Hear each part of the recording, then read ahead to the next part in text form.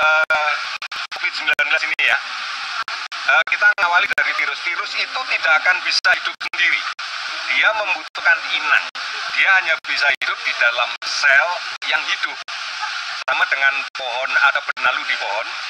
Benalu ini bisa hidup kalau pohonnya hidup. Kalau pohonnya mati, pasti benalunya ikut mati. Nah, demikian juga dengan virus. Dia hidup di dalam sel yang hidup.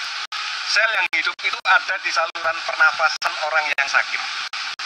Pada saat kemudian dia berbicara, pada saat dia batuk, pada saat dia bersin, maka sebagian selnya ini terlepas, terlempar, yang kita sebut droplet.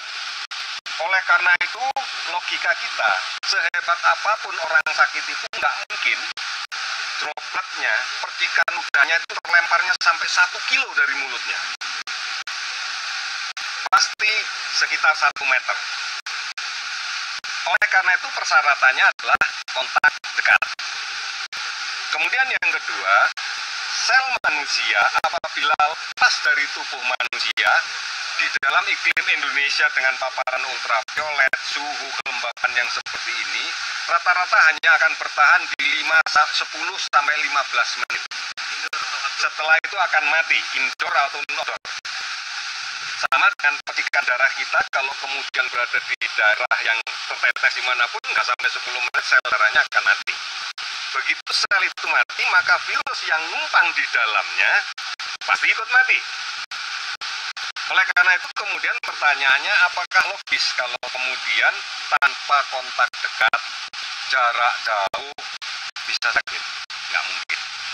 Oleh karena itu, cara yang paling gampang mengendalikan adalah siapapun yang sedang sakit, entah itu batuk pilek, bukan hanya karena COVID, karena apapun, sebaiknya menggunakan masker supaya percikan droplet dia nggak kemana-mana.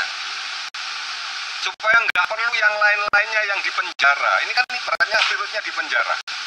Di dalam kehidupan sosial kita yang jahat aja yang di penjara, bukan yang tidak jahat yang di penjara.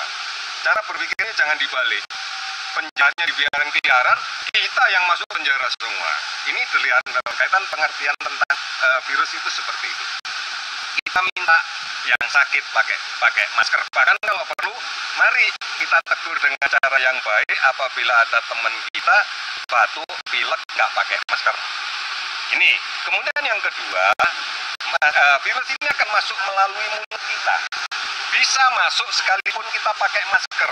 Dan ini yang paling sering terjadi. Ada orang lain batuk, percikan dia kena pintu, percikan dia misalnya tutup pakai tangan, setelah itu gantung lagi di bis, kemudian kita pakai masker pegangan, maka akan ada transfer ke tangan kita, kemudian kita dikasih gorengan gratis. Setebal apapun masker kita, kalau dapat gorengan pasti dibuka. Itulah masuknya di sini. Masalahnya kalau orang yang sakitnya susah dapat masker gimana? Ya, kalau kita nggak sakit punya masker, ada orang sakit nggak punya masker, kasih punya kita daripada nyebarin orang banyak gitu ya. Ini yang harus kita lakukan, oke? Virus ini sudah menyerang ratusan orang di 16 negara. Tiongkok adalah negara yang dianggap sebagai asal dari virus ini, tepatnya di kota Wuhan. Ada beberapa gejala yang dialami seseorang saat terkena virus corona, yaitu demam dan suhu tubuh tinggi, batuk kering dan tidak berdahak, serta napas pendek atau kesulitan bernapas. Namun begitu, ada beberapa orang yang tidak menunjukkan gejala apapun, tapi ternyata terkena virus corona ini. Maka itu, kita harus selalu waspada dan tetap memperhatikan kesehatan kita. Nah, ada beberapa cara yang bisa kita lakukan untuk mencegah virus corona masuk ke tubuh kita. Pertama, rajinlah mencuci tangan, terutama sebelum dan setelah makan, serta setelah kembali dari luar rumah. Jangan lupa untuk mencuci tangan dengan sabun dan air yang mengalir sampai bersih.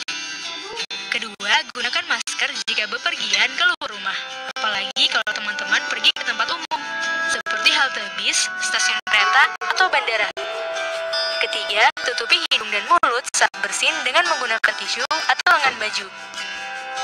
Keempat, jika memungkinkan, jaga jarak dengan orang yang sedang mengalami flu, batuk, dan demam.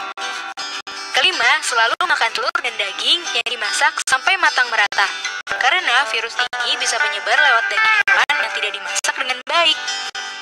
Dengan melakukan hal-hal tadi, kemungkinan kita terkena virus corona jadi kecil, sekaligus bisa menjaga kesehatan kita dan orang-orang di sekitar. Langkah-langkahnya, yang pertama, telapak tangan. Gosok kedua telapak tangan. Yang kedua, gosok punggung dan sela-sela jari sisi luar tangan kiri dan juga sebaliknya. Ketiga, gosok sela-sela jari bagian dalam. Yang keempat, cuci jari-jari sisi dalam dari kedua tangan. Yang kelima, gosok ibu jari tangan kiri dan berputar gaman tangan kanan dan lakukan sebaliknya. Yang keenam, rapatkan ujung jari tangan kanan dan gosokkan pada telapak tangan kiri. Dan yang terakhir, bersihkan kedua pergelangan tangan secara bergantian dengan gerakan memutar. Dan setelah itu keringkan kedua tangan dan tutup keran dengan sikut atau bekas kertas tisu yang masih di tangan.